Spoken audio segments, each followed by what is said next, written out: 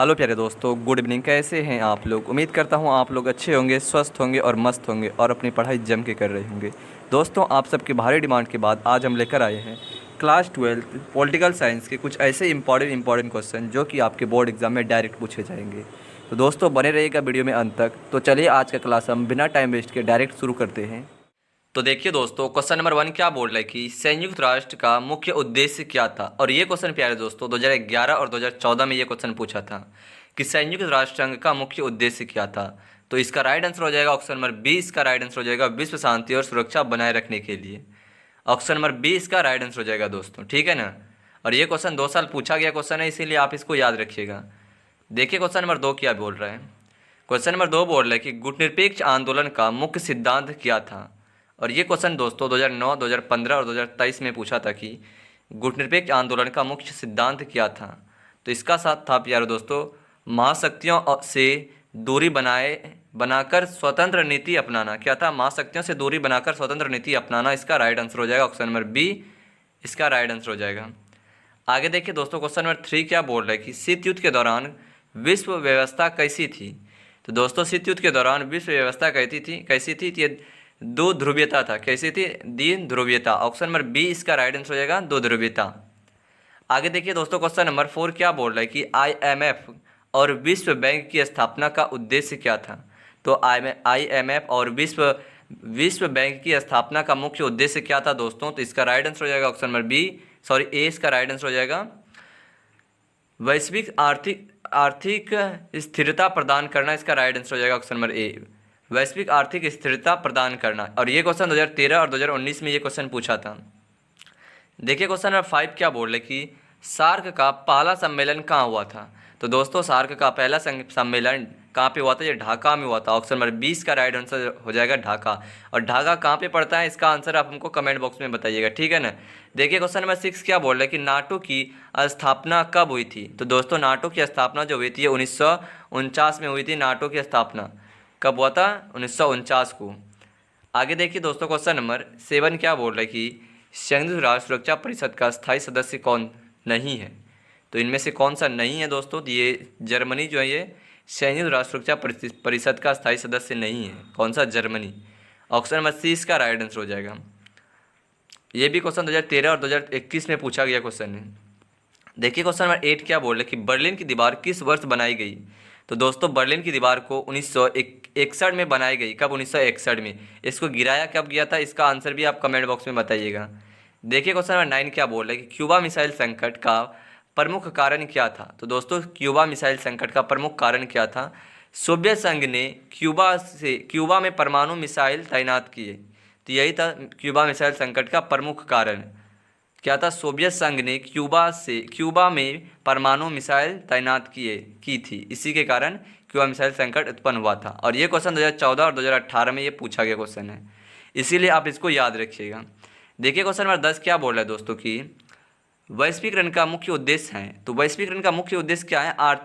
आर्थिक आपसी निर्भरता बढ़ना, यही है वैश्वीकरण का मुख्य उद्देश्य। ऑप्शन नंबर 20 का राइट आंसर हो जाएगा। और ये 2011 और 2025 में पूछा गया। ये 25 देख लीजिए, लेटेस्ट क्वेश्चन ये पूछा गया क्वेश्चन, इसीलिए आप इसको याद रखिएगा। देखिए दोस्तों क्वेश्चन नंबर 11 क्या बोल रही है, पर्यावरणीय मुद्दे पर वैश्विक चिंता कब बढ़ी। तो पर्यावरणीय मुद्दे पर वैश्विक चिंता कब बढ़ी थी? तो ये बढ़ी थी जब वैश्विक तापमान और प्रदूषण बढ़ा, तभी बढ़ी थी। कब? जब वैश्विक, इस चारों ऑप्शन के हिसाब से ऑप्शन नंबर 20 का राइट आंसर हो जाएगा, जब वैश्विक ताप और प्रदूषण बढ़ी। ऑप्शन नंबर 20 का राइट आंसर हो जाएगा। आगे देखिए दोस्तों, क्वेश्चन नंबर 12 क्या बोल रहा है कि मानवाधिकार की सार्वभौमिक घोषणा किस संस्था ने की। तो मानवाधिकार की सार्वभौमिक घोषणा किस संस्था ने की थी दोस्तों? तो ये की थी संयुक्त राष्ट्र महासभा ने की थी। ऑप्शन नंबर 20 का राइट आंसर होगा संयुक्त राष्ट्र महासभा। देखिए क्वेश्चन नंबर 13 क्या बोल रहा है कि यूरोप संघ का मुख्य उद्देश्य क्या है। तो दोस्तों यूरोप संघ का मुख्य उद्देश्य है आर्थिक सहयोग और मुक्त व्यापार। ऑप्शन नंबर ए इसका राइट आंसर हो जाएगा आर्थिक सहयोग और मुक्त व्यापार। ये क्वेश्चन 2013 और 2023 में ये क्वेश्चन पूछा था। देखिए क्वेश्चन नंबर 14 क्या बोल रहा है कि शीत युद्ध कब समाप्त माना जाता है। तो शीत युद्ध समाप्त 1991 में हुआ था। सोवियत संघ के विघटन के साथ ही हुआ था। ऑप्शन नंबर 20 का राइट आंसर हो जाएगा 1991। ये 2011 और 2019 में क्वेश्चन पूछा था। ये क्वेश्चन आपको 2026 में देखने को मिलेगा। याद रखिएगा दोस्तों जितना क्वेश्चन हम बता रहे हैं आपको। देखिए क्वेश्चन नंबर 15 क्या बोल रहा है कि शांति स्थापना मिशन कौन संचालित करता है। तो शांति स्थापना मिशन कौन संचालित करता है, तो ये करता है संयुक्त राष्ट्र सुरक्षा परिषद। ऑप्शन नंबर 20 का राइट आंसर हो जाएगा संयुक्त राष्ट्र सुरक्षा परिषद। ये क्वेश्चन 2014 और 2018 में ये क्वेश्चन पूछा था। देखिए क्वेश्चन नंबर 16 क्या बोल रहा है कि विकासशील देशों के हितों की रक्षा के लिए कौन सा समूह बनाया गया है। तो विकासशील देशों के हितों की रक्षा के लिए कौन सा समूह बनाया गया है, तो ये G77। कौन सा बनाया गया, G77। ऑप्शन नंबर ए इसका राइट आंसर हो जाएगा G77। देखिए क्वेश्चन नंबर 17 क्या बोल रहे हैं कि WTO का मुख्य कार्य क्या है। और ये क्वेश्चन दोस्तों 2015 और 2024 में पूछा था कि WTO का मुख्य कार्य क्या है।